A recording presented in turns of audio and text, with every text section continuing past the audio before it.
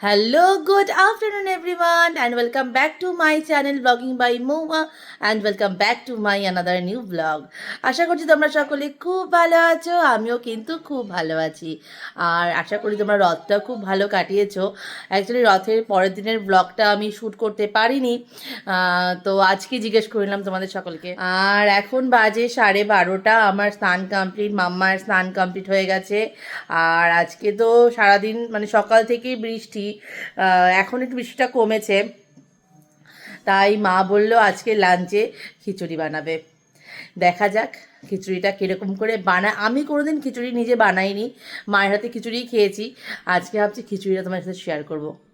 খিচুড়ি বানানো তো আশা করি একদমই সহজ, তোমরা সবাই জানো, তাও আমি একটু তোমার সাথে শেয়ার করবো আজকে খিচুড়ি বানানোটা। দেখা যাক। আজকের খিচুড়িটা হচ্ছে গোবিন্দভোগ চাল আর মুগের ডাল দিয়ে। সবার প্রথমে গোবিন্দভোগ চাল আর মুগের ডালটাকে নিয়ে ভালো করে ধুয়ে নেওয়া হয়েছে, ধুয়ে আলাদা করে রেখে এর মধ্যে পরিমাণ মতো লবণ দিয়ে দেওয়া হয়েছে। আজকে পুরো রান্নাটাই মাই করবে, আমি শুধু ভিডিওই করব। আর এর মধ্যে এখন দিয়ে দেওয়া হচ্ছে পরিমাণ মতো কিছু মশলা। সবার প্রথমে গেল গরম মশলার গুঁড়ো 1.5 চামচ মতো, আর এখন যাচ্ছে জিরের গুঁড়ো 1.5 চামচ মতো। আর এখন এর মধ্যে দিয়ে দিতে হবে পরিমাণ মতো চিনি। চিনিটা কিন্তু দিতেই হবে, খিচুড়ির মধ্যে চিনি দিলে কিন্তু স্বাদটা আরও একটু বেড়ে যায়। আর এখন এর মধ্যে চলে যাবে ছোট চামচের 3 চামচ পরিমাণ মতো ঘি। ঘিটা তো খিচুড়িতে মাস্ট, ঘি তো লাগবেই। আমি ভেবেছিলাম বোধহয় রান্নাটা খুব সহজ হবে, কিন্তু না, অনেক কিছু দিতে হলো। আমি আগে কখনো বানাইনি, আজকে আমি তোমাদের সাথেও শেয়ার করছি আর নিজেও শিখে নিচ্ছি খিচুড়িটা বানানো। বেশ ভালোই লাগছে কিন্তু আমার দেখে। আর এখন সেই সব জিনিসগুলো দেওয়া হলো, এখন এটাকে মিশিয়ে নিতে হবে, ভালো করে মিশিয়ে নিতে হবে। আমি তো ভেবেছিলাম বোধহয় হাঁড়ির মধ্যে দিয়ে চাল ডাল একসঙ্গে দিয়ে খিচুড়ি রান্না করবে, এটা দেখে মা মিক্সড করে তারপরে করছে। বাহ, বেশ ভালো তো, আমিও শিখে গেলাম তোমাদেরকে দেখাতে দেখাতে। আমিও নেক্সট টাইম একদিন বাড়িতে ট্রাই করবো এটা। এটা এখন মেখে রাখা হচ্ছে, আর পরবর্তীতে এর মধ্যে লঙ্কাগুলো দেওয়া হবে। লঙ্কাগুলো চিড়ে দিতে হবে, এখনও চেরা হয়নি, লঙ্কাটাকে চিড়ে দিতে হবে। খিচুড়িটা করা হবে প্রেশার কুকারে, আর প্রেশার কুকারে যেহেতু করা, আর এদিকে জলটা গরম করে নেওয়া হচ্ছে। জলটা কিন্তু একদম পরিমাণ মতো দেওয়া হয়েছে, কারণ 1 কাপ চাল 1 কাপ ডাল আর 2 কাপ জল, মানে পরিমাণটা বুঝতে পারছো তোমরা। প্রেশার কুকারটা গরম হয়ে গেছে, আর এখন প্রেশার কুকারে দিয়ে দিতে হবে তেল, সরষার তেল।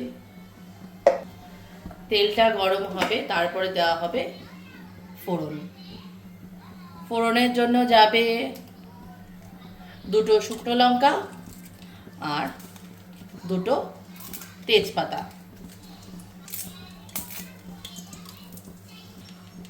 আর যাবে গোটা দারচিনি। আর এখন গেল গোটা জিরে, আর যাবে সামান্য পরিমাণ মৌরি। খিচুড়িতে নাকি বলে মৌরি দিলে স্বাদটা ভালো হয়, তাই তো? মৌরি দিলে স্বাদটা খুব ভালো হয়। আর এখন এর মধ্যে চলে গেল কুড়িয়ে রাখা আদা। এখন দিয়ে দিতে হবে এই চাল আর ডাল, আর মশলা মাখানো যে চাল আর ডাল আছে সেটাকে। এই যে চলে গেল চাল আর ডাল। যতটা সহজ ভেবেছিলাম অতটা সহজ নয় রান্নাটা। চাল আর ডালটা একটু ভাজা ভাজা হবে, তারপরে দেওয়া হবে গরম জল। আগে একটু ভাজা ভাজা হয়ে যায়। চাল আর ডালটাকে মিডিয়াম ফ্লেমে রেখে 2 মিনিট মতো ভেজে নেওয়া হয়েছে, আর এখন দিয়ে দিতে হবে জলটাকে। যেই জলটা গরম করে নেওয়া হয়েছে সেই জলটা।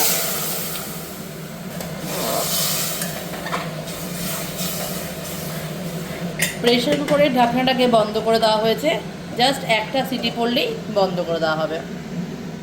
আর তোমাদেরকে তো দেখালাম খিচুড়ি রান্নাটা, আমি তো কোনোদিন রান্না করিনি নিজে, তাই মাকে আজকে দেখলাম করতে, এরপরে নিজে ট্রাই করব অবশ্যই। আর যতটা সহজ ভেবেছিলাম অতটা সহজ নয়। এটা গোটা হয়েছে, কথা বলতেও খুব অসুবিধা হচ্ছে আমার। এই যে রেডি টেস্টি টেস্টি খিচুড়ি, একদম পুরো ভুনা খিচুড়ি যেরকম হয় সেরকম হয়েছে। মানে এখনও খেয়ে দেখিনি, দেখে তো ওরকমই মনে হচ্ছে।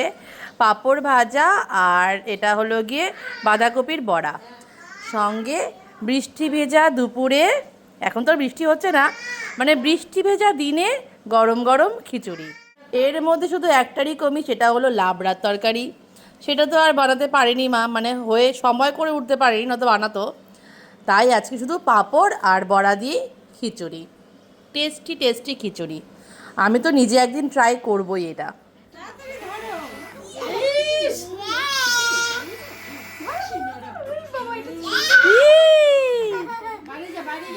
মাম্মাই তুমি হ্যাপি? মাম্মাই তুমি হ্যাপি? মাম্মাই মজা লাগছে? এই দেখ এই দেখ এই দেখ, পুরো ঘরে ছড়িয়ে গেছে দেখো।